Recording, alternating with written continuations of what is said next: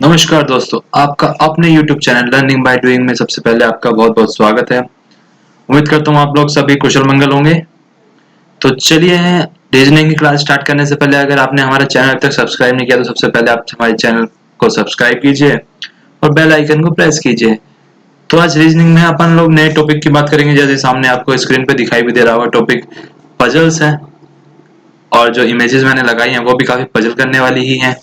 तो उससे भी आपको आइडिया लग गया होगा कि जो अपना टॉपिक चलेगा वो पजल्स चलेगा। और ये आज से पहली क्लास है इसकी, एकदम बेसिक क्वेश्चन करे जाएंगे, होंगे बेसिक, लेकिन कई बार जब हम ध्यान से नहीं क्वेश्चन पढ़ते हैं ना तो वो भी अटेम्प्ट नहीं हो पाते हैं और फिर हम वो भी छोड़ आते हैं। तो एकदम बेसिक से अपन स्टार्ट करेंगे और फिर हाई लेवल तक करेंगे, जैसे अपन ने पहले भी 2 टॉपिक किए हैं। अगर किसी को पहले वाले 2 टॉपिक्स में कोई भी क्वेश्चंस में प्रॉब्लम्स हो तो वो कमेंट बॉक्स में या फिर हमारी ईमेल आईडी पे शेयर कर सकता है कि हम उसको अगर जरूरत पड़ी तो क्लास में एक वीडियो रिकॉर्ड करके उसका क्लास में सॉल्यूशन कर देंगे, अदरवाइज को मेल पे उसका सॉल्यूशन प्रोवाइड कर दिया जाएगा। तो जो पजल्स टॉपिक है ना, ये अपने आप में नाम ही एक पजल करने वाला है। मोस्टली बच्चों को ना पजल समझ में नहीं आती है, वो इतने ज्यादा कंफ्यूज हो जाते हैं, होश हो जाते हैं कि इसमें क्या करें, इधर करें, ऊपर करें, नीचे करें, दाएं करें। अगर सिस्टमेटिक अप्रोच के साथ चला जाए ना किसी भी चीज को, तो हर एक चीज सिस्टमेटिक आसान होती चली जाती है। अब जैसे अगर ये इमेज भी आप देख पा रहे हो स्क्रीन के ऊपर, जैसे यहाँ पे भी इमेज है, ये भी इमेज है, पजल की हुई है। यहाँ से इस टुकड़े को निकाल दिया, सॉरी, और अगर ये काफी सारे हट जाएं तो इसको फिर अरेंज करने के लिए आपको एक सिस्टमेटिक अप्रोच की जरूरत पड़ती है। तो सेम अपने रीजनिंग में भी ये पजल आती हैं, और उसका थोड़ा तरीका और लेवल अलग हो जाता है। तो चलिए बात करते हैं क्या आती है अपने टॉपिक जो रीजनिंग का है, उसमें पजल्स किस प्रकार के आते हैं, क्या क्या टॉपिक है उसके, तो वो डिस्कस कर लेते हैं पहले, क्योंकि टॉपिक के बारे में अपन को पता होना चाहिए। तो पजल्स है, तो पजल्स के अंदर जो जो टॉपिक कवर किए जाते हैं ना, उसमें आता है कोडिंग डिकोडिंग वाली पजल्स भी आती है, डायरेक्शन वाली पजल्स भी आती है, रैंकिंग की पजल्स भी होती है, सिटिंग अरेंजमेंट जो अपन कवर कर चुके हैं तो वो भी पजल्स में ही आता है, लीनियर पजल, लीनियर अरेंजमेंट जो कहते हैं वो भी पजल्स का ही पार्ट है, फ्लोर बेस्ड पजल भी होती है, ब्लड रिलेशन वाली भी पजल आती है और पजल्स भी होती है, और इन सब की मिक्स भी आती है। तो ये तो होगी टॉपिक वाइज। तो जैसे जैसे अपन करते चलेंगे तो वैसे वैसे ये भी कवर होते चलेंगे। तो इन्फॉर्मेशन बेस्ड पजल और डाटा बेस्ड पजल, जो डाटा दिया उसके हिसाब से, जैसे अब सिलेक्शन बेस्ड पजल है पहला, नेटवर्क बेस्ड पजल भी हो सकता है, डे बेस्ड पजल भी हो सकता है जिसमें डे दिया हो, जिसमें डेट दी हो तो डेट वाली हो जाएगी वो, जिसमें किसी टीम फॉर्मेशन की बात हो तो वो टीम वाली हो जाएगी, किसी में रूटीन की बात हो तो वो रूटीन वाली हो जाएगी, किसी में डाटा एनालिसिस करना हो तो डाटा एनालिसिस हो जाएगी, किसी में मल्टीपल इन्फॉर्मेशन हो तो वो मल्टीपल वाली हो जाएगी। तो इस हिसाब से क्या बहुत सारी हो सकती है, कुछ भी हो सकता है वो। तो आज जो मैंने आपको स्टार्टिंग एकदम जो करी है उसमें एक तो सिलेक्शन है और दूसरा नेटवर्क वाली है। तो एकदम बेसिक है उसमें, बस आपको थोड़ा सा कंसंट्रेशन देना है यहाँ पे क्लास में, उसके बाद में वो क्वेश्चन आपके आसानी समझ में आ जाएंगे। अगर वो थोड़ा सा कंसंट्रेशन ना दिया गया तो वो क्वेश्चन इतने इजी हैं लेकिन वो अटेम्प्ट नहीं कर पाएंगे आप। हालांकि बैंकिंग एग्जाम में इतने आसान क्वेश्चन नहीं आते हैं, ये भी मैं पहले क्लियर कर देता हूँ आपको, लेकिन बाकी उसके अलावा किसी और पैटर्न के एग्जाम हो तो उसमें वो आ सकते हैं। तो अपन एकदम बेसिक से चलेंगे, क्योंकि बेसिक अगर स्ट्रॉन्ग होता चलेगा तो एकदम फिर तो, अगर नींव मजबूत है तो फिर तो कितने भी मंजिल की आप बिल्डिंग खड़ी कर सकते हो उस पर। तो चलिए पहले क्वेश्चन की ओर मूव करते हैं। जो पहला क्वेश्चन आपकी स्क्रीन के ऊपर दिखाई भी दे रहा था उसमें लिखा है स्टडी द इन्फॉर्मेशन केयरफुली। सबसे पहले आपको क्वेश्चन को ध्यान से पढ़ना है। क्वेश्चन में लिखा है B and E are good in drama and computer science, A and B are good in computer science and physics, A D C are good in physics and history, C and A are good in physics and math, D and E are good in history and math और drama. तो question तो पढ़ लिया, अब इसको solve कैसे करेंगे? तो चलिए फिर से एक बार हम क्वेश्चन पढ़ेंगे और फिर सॉल्यूशन करेंगे। जैसा अपना हर क्लास में जो पैटर्न है हम उसी को फॉलो करेंगे, कोई नया पैटर्न नहीं लगाएंगे, क्योंकि क्वेश्चन पढ़ना बहुत जरूरी, क्वेश्चन को समझ में आना भी बहुत जरूरी है।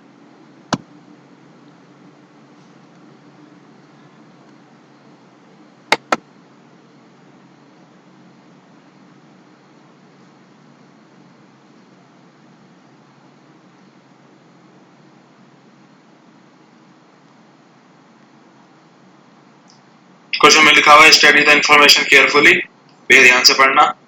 B and E are good in drama and computer science, A and B are good in computer science and physics. A, D and C are good in physics and history. C and A are good in physics and mathematics. D and E are good in history and drama. तो अब देखते हैं कैसे question करते हैं ये वाले puzzles के।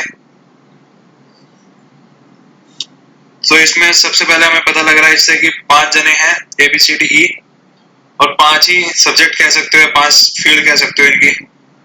तो चलिए स्टार्ट करते हैं कैसे होगा।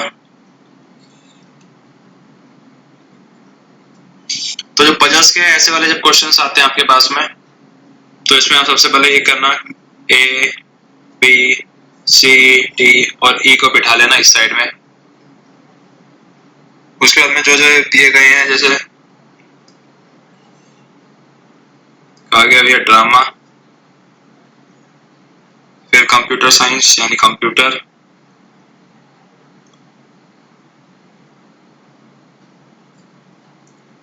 उसके बाद में कहा गया फिजिक्स। ये एकदम बेसिक क्वेश्चन है। उसके बाद कहा गया हिस्ट्री, उसके बाद में कहा गया मैथ। तो 5 हो गए अपने। फिर उसको एक टेबल की तरह बना लेंगे हम बॉक्स वाइज।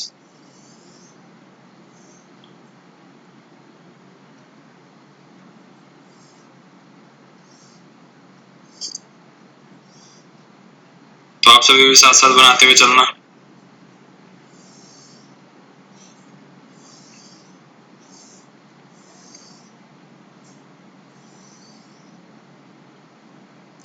अब पढ़ते हैं क्वेश्चन को।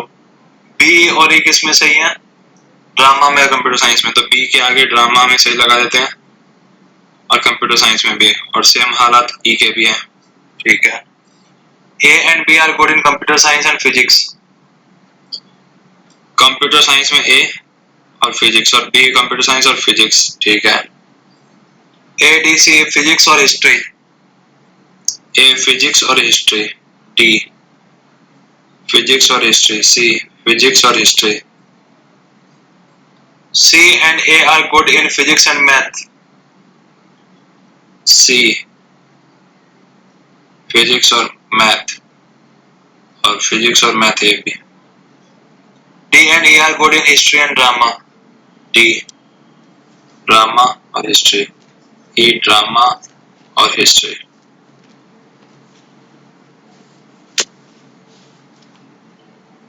तो बस क्वेश्चन अपना खत्म, सॉल्यूशन भी आ गया अपना। तो ए को ड्रामा पसंद नहीं है, बी को हिस्ट्री और मैथ पसंद नहीं है, सी को ड्रामा और कंप्यूटर पसंद नहीं है, डी को कंप्यूटर नहीं पसंद है और मैथ पसंद नहीं है, और ई को फिजिक्स पसंद नहीं है और मैथ पसंद नहीं है। तो इसके बेस पे कुछ क्वेश्चन है, तो वो भी देख लेते हैं। Who is good in physics, history और ड्रामा? फिजिक्स में, हिस्ट्री में, ड्रामा में कौन सही है? तो फिजिक्स में भी सही चाहिए, हिस्ट्री में भी और ड्रामा में भी। तो ये कौन है? फिजिक्स, हिस्ट्री और ड्रामा में डी।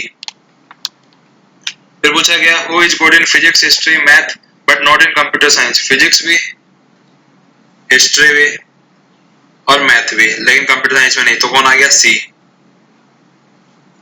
फिर पूछा इसने who is good in history, physics, computer science and math. Drama को छोड़ के चारों आ गए इसका मतलब। तो कौन आएगा? ए आ गया। Who is good in physics, drama, computer science. Physics में, ड्रामा में और कंप्यूटर साइंस में। तो कौन आ गया? बी। तो इस प्रकार से पहला क्वेश्चन अपना, उम्मीद करता हूँ अच्छे समझ में भी आ गया होगा हर किसी को, जो इसमें कुछ ऐसा था भी नहीं, एकदम सबसे बेसिक लेवल से मैंने स्टार्ट किया है, जिससे अगर कोई एकदम जिसको कुछ भी नहीं आता हो तो वो भी सिंपल सा टेबल पे रो और कॉलम बिठाएगा और उसमें टिक मारेगा और उसको आंसर आ जाएगा। हालांकि इतने आसान क्वेश्चन पेपर में नहीं देखने को मिलते हैं बैंकिंग के में। बाकी आंगनवाड़ी और उनमें हो सकता है मिल जाए, क्योंकि लेकिन बैंकिंग वगैरह के जो हाई लेवल के एग्जाम्स होते हैं उसमें नहीं मिलेंगे आपको इतने आसान क्वेश्चन। तो इसके थ्रू मैं आपको बस एक तरीके से बेस स्ट्रॉन्ग करना चाह रहा हूँ कि हम कैसे धीरे धीरे बढ़ेंगे आगे। तो ये स्टार्टिंग है अपनी। तो चलिए इसके बाद अपन क्वेश्चन नंबर 2 की ओर मूव करेंगे। तो आप क्वेश्चन नंबर 2 पढ़ना, उसके बाद साथ में पढ़ेंगे हम दोनों।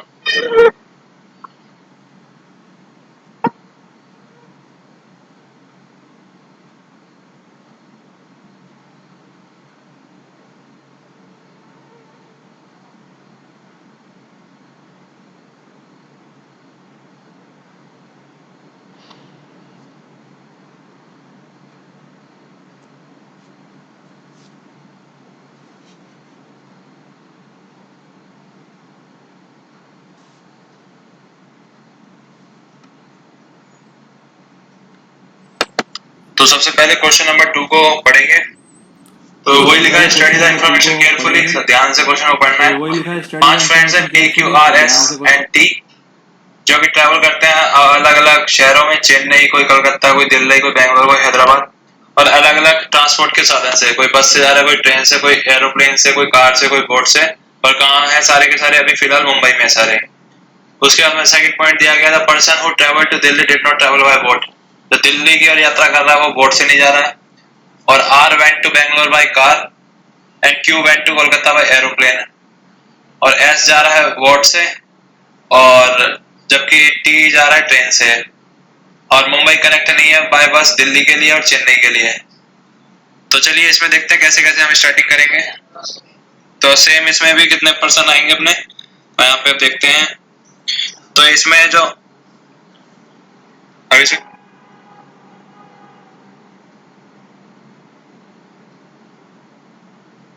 करते हैं स्टार्टिंग, कितने पर्सन है? 5 पर्सन की बात की गई है। तो सबसे पहले हम पर्सन लिख लेते हैं यहाँ पे। पर्सन है इसमें P Q R S और T।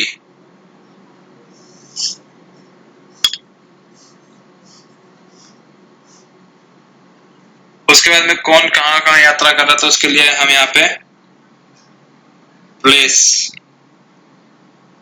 कर लेते हैं। और कौन से मोड से कर रहे हैं ट्रांसपोर्ट के, तो वो यहाँ पे हम मोड भी लिख लेते हैं।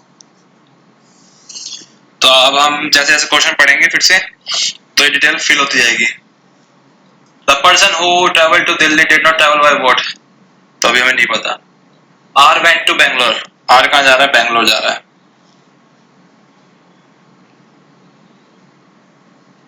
R जा रहा है बेंगलोर, किससे जा रहा है? कार से जा रहा है। उसके बाद में कहा गया Q went to Kolkata. Q कहाँ जा रहा है? कोलकाता जा रहा है। और ये किससे जा रहा है? ये एरोप्लेन से जा रहा है। तो यहां तक तो किसी को दिक्कत होगी नहीं, क्योंकि आसानी से समझ में आ गया होगा इतना तो। उसके बाद में कहा गया है S वेंट बाय बोट। और S जो जाएगा बोट से जाएगा, यानी नाव में बैठ के जाएगा। और T जो जाएगा वो ट्रेन में जाएगा, छुक छुक करते हुए, ट्रो ट्रो। अब बच गया P। तो P किससे जाएगा? देख लो, बस, ट्रेन, एरोप्लेन, कार, बोट। तो इसमें बस रह गई, तो इससे जाएगा P। अब कहा था इसमें the person who travel to Delhi did not travel by boat. तो इसका मतलब यहाँ पे दिल्ली तो आएगा नहीं, कट हो गया। फिर एक पॉइंट इसमें यह भी कहा गया था कि Mumbai is not connected by Delhi. बस से दिल्ली और चेन्नई नहीं जा सकते। तो यहाँ पे दिल्ली भी नहीं आएगा और चेन्नई भी नहीं आएगा। ठीक है। तो चूंकि अपने पास 3 जगह बची है, तो देखते कौन रह गया? हैदराबाद। तो यहाँ पे फिर कौन आ गया? हैदराबाद यहाँ पे आ गया। तो यहाँ पे दिल्ली नहीं आएगा, तो यहाँ पे फिर कौन आएगा? यहाँ पे फिर बचा चेन्नई। तो जब यहाँ पे सब आ गए तो बचा कौन? दिल्ली बचा। तो दिल्ली ये।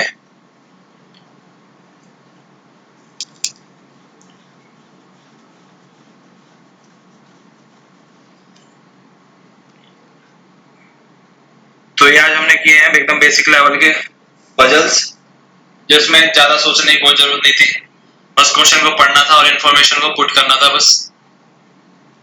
तो उम्मीद करता हूँ आपको ये समझ में आ गई होगी। तो आज की क्लास में इतना ही। कल इसके आगे क्वेश्चन करेंगे। Thank you.